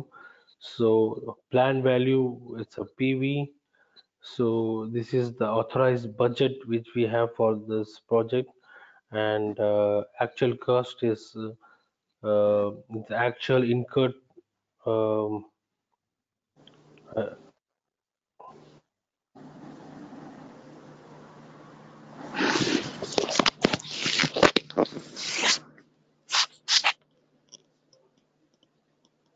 Hello? yeah, is it okay? Yep, Everything is yep. fine. Okay. Then yeah. Then we have actual cost, which is actual cost incurred in the project. Then we have earned value. This is the measure of the work performed in terms of authorized budget. So earned value, and we have cost variance (CV), which is the earned value versus actual minus the actual cost. This will give you the budget deficit, either deficit or surplus budget. And same thing with the schedule variance, it will tell us if we are in line with the project plan schedule, or we are ahead or behind or in line. It's a three-dimensional. Either it will tell us ahead the schedule or on the schedule or behind the schedule. Same way with the cost, it will tell us if we are on cost, or it's the same planned cost, or we are over cost. Then we have a cost performance indicator. This is basically the measurement, the efficiency of the budgeted resource uh, towards the actual cost. It's pretty much it's easy and it's directly formulas. We can expect at least 2 to 5 questions based on earn value management. So you just need to summarize all those formulas, and always go through your flashcards to always uh, keep remembering these formulas, and it's pretty easy and very straightforward formulas. And then we have a schedule performance index, which is again to check the efficiency of the schedule in terms of earned value versus planned value. So EV and EV is earned value. So when it comes to cost, we do actual cost, and when it comes to schedule, we always consider the planned value. Is it clear so far? Yes. Mm-hmm. Yeah. So see, it's given how to interpret. So when you have a positive value in the cost variance, so it's a underplanned cost. When you have is equal to zero, as a neutral, as on plan. When you have cost variance as negative, which means we are spending more cost than the planned cost. Same way with the schedule. When it is positive, it is good, it's ahead of schedule. When it is zero, it's okay, it's on your own schedule. And when it is negative, it's means we are behind the schedule. So cost performance indicator, it's like you will get sometimes when 0.90 or sometimes 1.2. So a simple example, like, or simple concept, we check here what is our returns with respect to $1 which we spend. That's called a cost performance index. For example, if you get 0.90, which means you spend $1 and you earn only 0.90, uh, just 0.90 cents, which is not a good sign for a project. Or if you get 1.01 or 1.02, then which means simply you spend $1 and you get back 1.02, which is a good sign for a project. So this is a check. It's how to tell you, it's an just index which is measured in terms of $1. We will just see this more elaborative in the coming slides. So here, this is the simple figure where this is the time and this is our cost. So as we progress, our cost will increase in the project as the time along is as we going along with the time. So BAC is budget at completion, PV is a planned value, ETC is estimate to complete, and EAC is estimate at completion. So this dotted line, what you see is a forecast. Okay, so this is end value, and what you see this one as a budget at completion, which is planned value, and this is the actual cost. So we are this is the data date. So in this point of time, where we are with respect to cost, and this dotted lines is it's a prediction, is a forecast where we are going to how much fund more we are going to use in this project. So far it's clear how to interpret this one.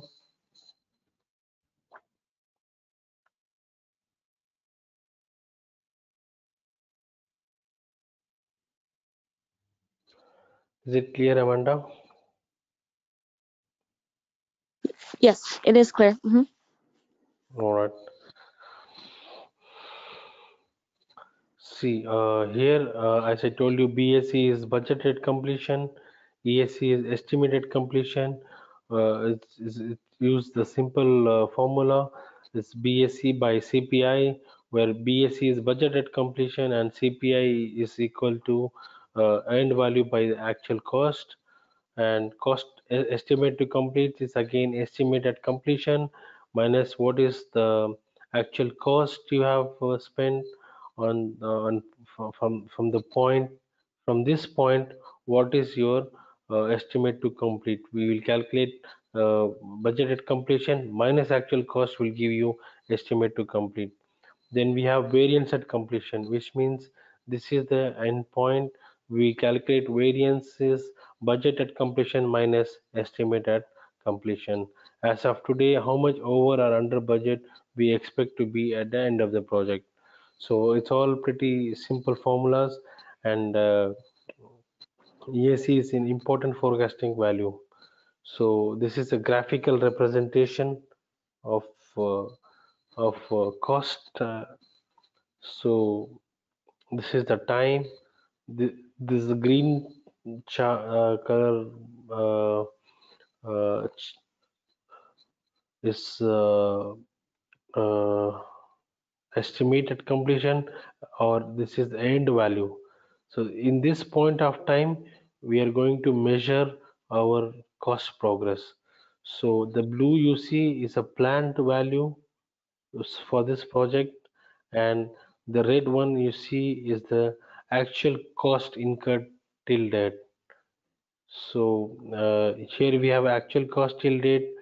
This is blue as budgeted completion, and this after this point, whatever this dotted lines indicates that estimate at completion. So cost variance. So cost variance will be uh, budget at completion minus estimated completion will give us the variation at completion. Then cost variance will give us end value minus actual cost of the project.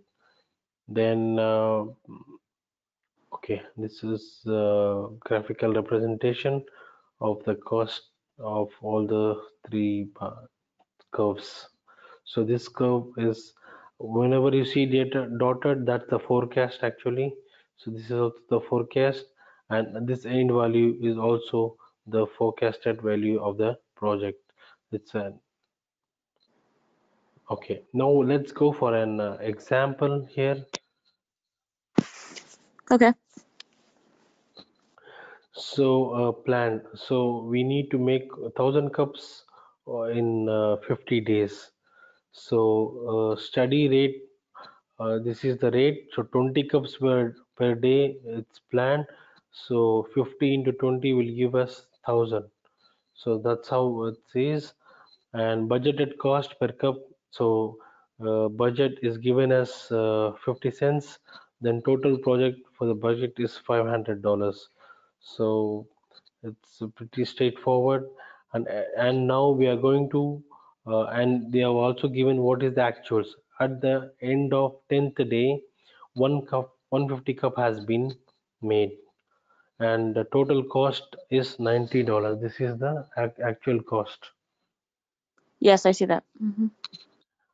Uh, so now you need to calculate from this thing what is our planned value. So can you tell me what is a planned value? Oh, a plan There's value? yes, the planned value at the end of 10th day. Well, a plan value, I would assume is something that you're calculating to achieve, or like a planned and an accurate amount that you know, or you're targeted to make. Yes. So yeah, what is the planned value?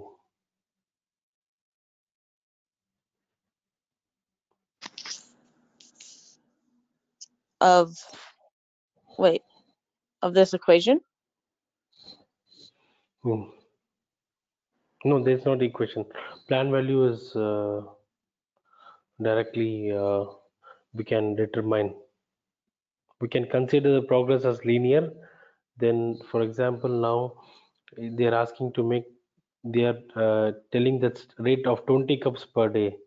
Okay, so at the end of 10th day we'll make 200 cups, so 20 into 10, okay, 200 cups. That the cost of making 200 cups is 200 into 0.50, so the planned value will be 100. Is that clear? Yes. Then what is the end value? So end value is already there. So 150 will be the end value. So 150 cups is already made. This will be the end value. Actual cost is $90. So actual cost is directly there. So it's $90. Then budget at completion. Budget at completion is the total project budget. So this $500 is the budget at completion. Then cost variance is pretty straight formula, earned value minus actual cost. Then you will calculate your CPI. CPI is earned value divided by actual cost. So it's all formulas. Once you determine these three elements, then rest is all the formulas. You just go and you will apply this formula and you get it done. Okay. Once Okay. you do this, you just try to do this, try to solve more questions like this, and you get familiarized with this equations and formula. Then it's pretty much easy for your exam point of view. Then once you have all those parameters, then you need to determine if your CPI is less than 1, which means you are over the budget. If your CPI is more than 1, it's good for your project. You are under budget. And if your SPI, schedule performance indicator, is less than 1, is you are moving behind the schedule, or it is more than 1, you are moving ahead the schedule. So this one is the key elements here. When your CPI is more than one, then you are ahead of you are under budget. Okay, when your CPI is equal to one, then you are on budget, and when your CPI is less than one, you are over budget. Same way for SPI also. When your SPI is greater than one, you are ahead of schedule. When your SPI is zero, you are on schedule, and when your SPI is less than one, which means you are behind the schedule. Okay, so you need to, they will ask in the exam point of view, they'll ask the question. If they will just simply ask uh, with all those parameters, sometimes they will not give parameters planned value like here. At the end of 10th day, if there is no planned value, you need to immediately assume. So see, they have given the study rate 20 cups, right? So at the 10th day, you will calculate 20 into 10, it will 200 cups, and cost of one cup is 50 cents. So you will multiply the 20 into 0.50, you will get $200. Okay. Okay. So, see, this is also another exercise which can try to resolve. So, you have a project to build a box. The box is six-sided. Each side is to take 1 day. So, you have six side, which means it will take 6 days for you to complete the box, and it's budgeted for $1,000 per side. These sites are planned to be completed one after another. Today is end of day 3. Okay. Uh, so using the project status, we need to calculate planned value, end value, actual cost, budgeted completion, SPI, CPI, and all those parameters. So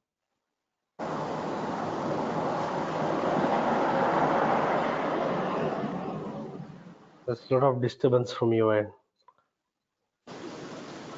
The what?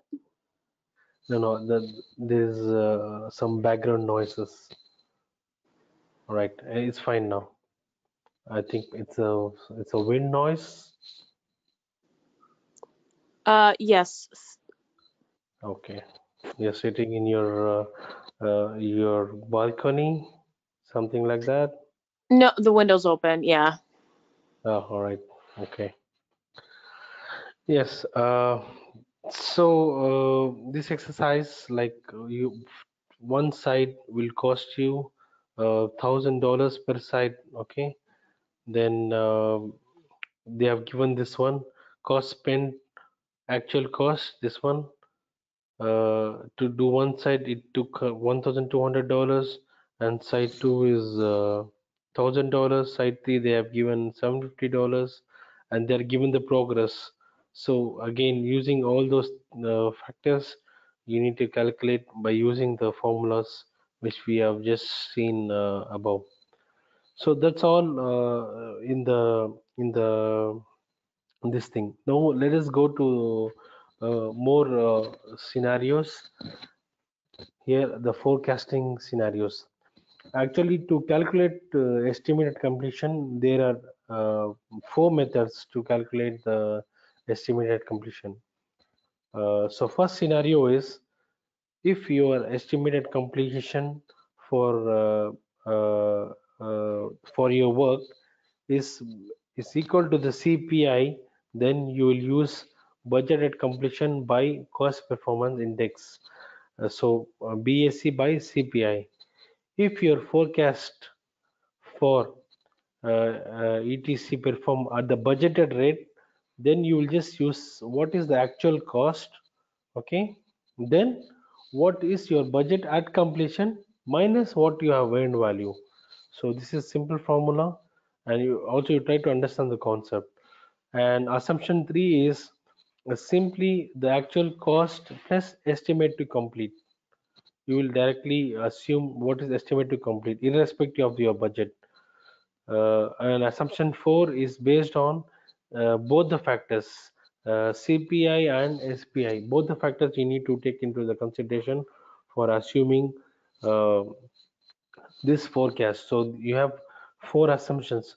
So sometimes in exam point of view, they will give you some data, like sometimes they give you SPI and CPI both together. If you don't find SPI and CPI, you can go with the CPI. In case of non-availability of CPI and SPI, then you will select this formulas to determine the estimate at completion. So you just practice more this kind of questions, and we'll be sending you a lot of questions, a lot of dumps to resolve, so that you practice more questions before, and make sure you're confident enough to you know uh, attempt for the exam. By the way, yesterday I was telling you 200 questions. Since 2nd January 2021, the pattern of the exam has been changed. Now it is only 180 questions. During the end of this session, I'll go through you the new process of questions, and of course the patterns is it's almost same, but there is a change in um, po- ratios which I told you yesterday. I'll go run through quickly once we complete this forecasting. So these are the various methods we can calculate. You always try to understand the question, and always try to answer, because as I told you earlier, all the answer, even if you make some wrong calculations, that wrong answers will be there in the multiple choice. So we need to be confident enough to take the right one. Okay, then we have uh, to complete performance index, TCPI. This TCPI is a simple concept. So, what is the concept of TCPI is uh, this two concept. One, it helps us to we will calculate. Okay, we have now we are in certain point, certain threshold point of the project, and we observe, we notice that there is an increase in cost already happened. So now we can't go back and change our cost, which is actuals is actuals. We can't change. At least now we can control the cost for the future course of action with future duration of the time frame. So for that we use this formula. What the work remaining, what is remaining work, then what is the funds remaining with us. Based on that, we can we need to calculate, and we'll need to try and revise our estimate completion, and we need to push our limits to bring back the project into the desired budget. See here, this is the baseline, and this is our CPI is very low. This is the status date. So what we are doing in to perform, to complete performance index, we see what is the remaining work, and we see what is the funds available to do this remaining task, and we calculate the TCPI. This is what we do in TCPI index process. And there are some hints for end value management, where always EV, earned value, comes first in every formula. And if it is variance, the formula is EV minus something. This is just for tips for remembrance of the formulas. If it is index, EV is first divided by something, and if it is related to the cost, use actual cost. If it is related to the schedule, always use planned PV, and the negative numbers are always bad, and positive is always good. With that positive note, we are coming to the end of project cost management. So far it's good. You understand the process. So you have any doubts or concerns or any queries?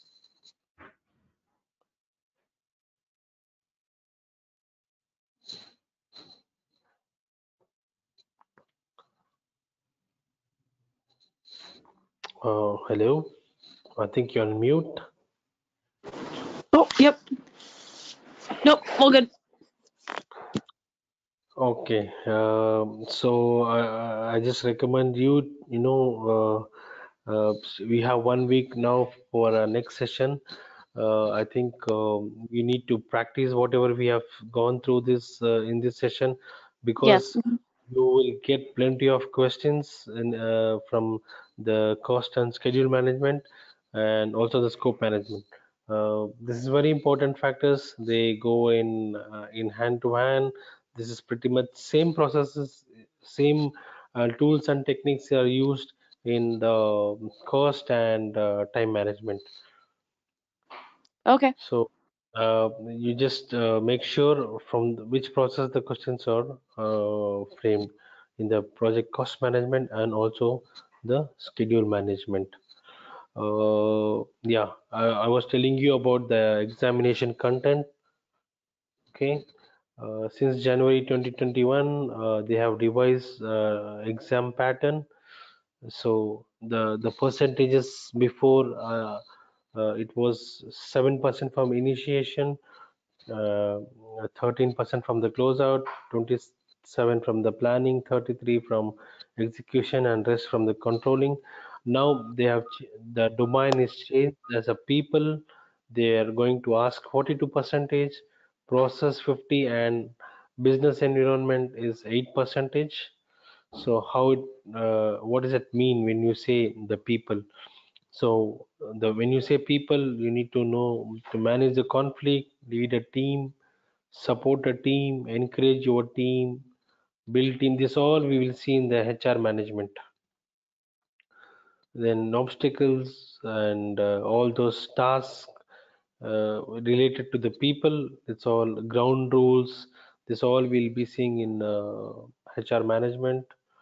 Then coming to the process, how to execute, then manage communications, risk, plan and manage budget and resources, which we saw today how to do that, and also schedule, which we saw that today, and the quality, which we'll be seeing in another session, and scope, which we already saw, how we determine and prioritize the requirements, how we do the breakdowns, and how we validate the scope.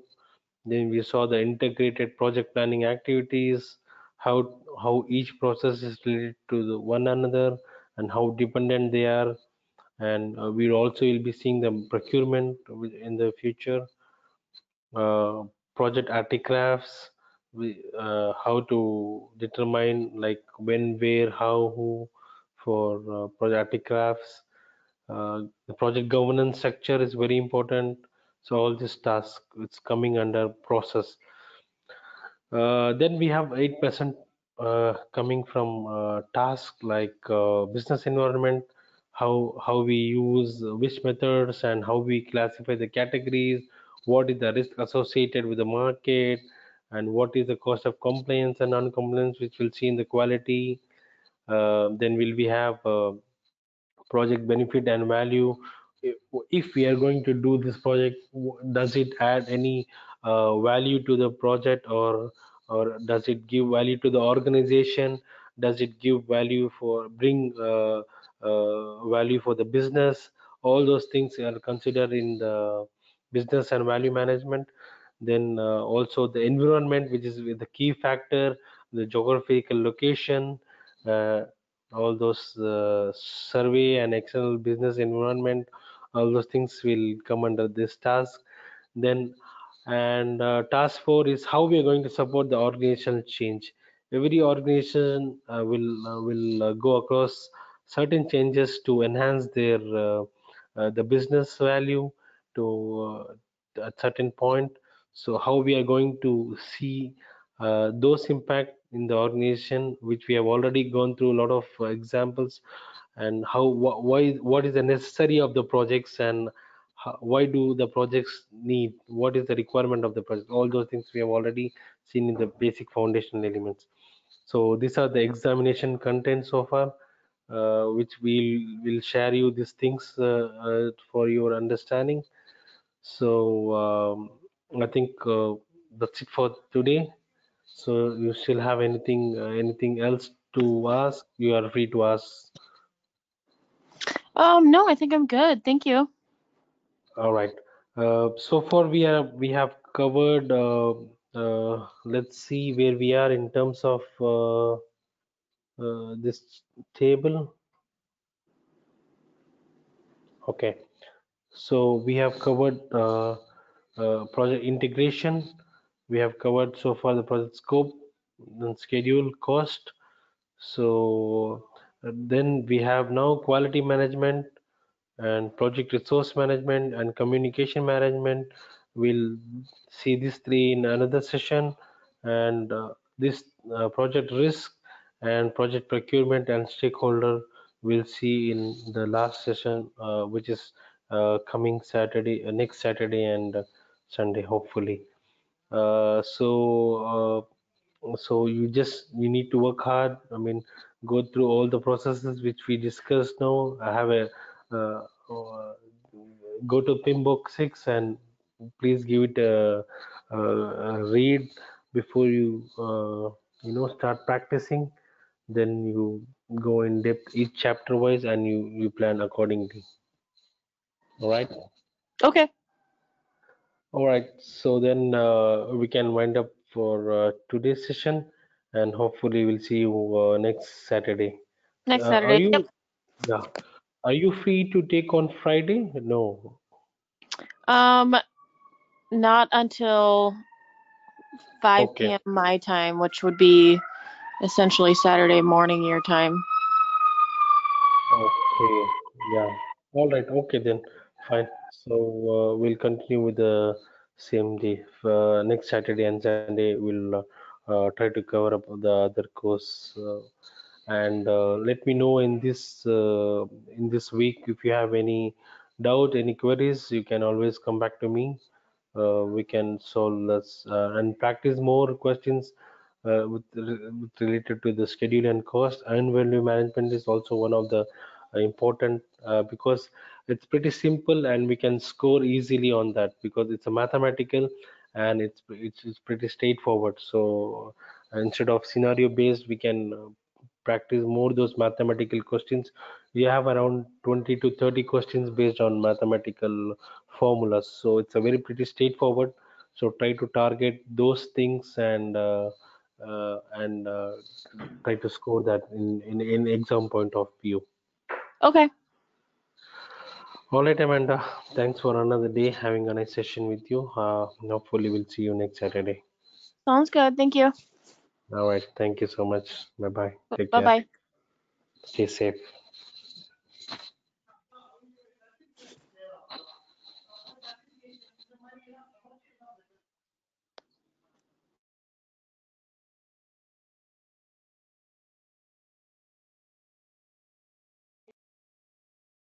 uh, Hello. Yeah, thanks for joining, Naveed. Yeah, Yeah, I think welcome. we're good enough to wind up the session. So Yeah. we'll go ahead and end the session now. Yeah. Oh, Thank thank you. you. Thanks for joining. We'll catch you again tomorrow. Might be in the afternoon. We'll discuss again. Tomorrow, it's next Saturday, I believe. For the training, it's next Saturday. Might be if you Yeah, have yeah. any questions, anything, we can Yeah, get in yeah. touch again in the afternoon. That's what I was trying to say. No problem, no problem. All right, take Right, care. right. Thank you. Thank you. Bye. Bye. Good night. Bye.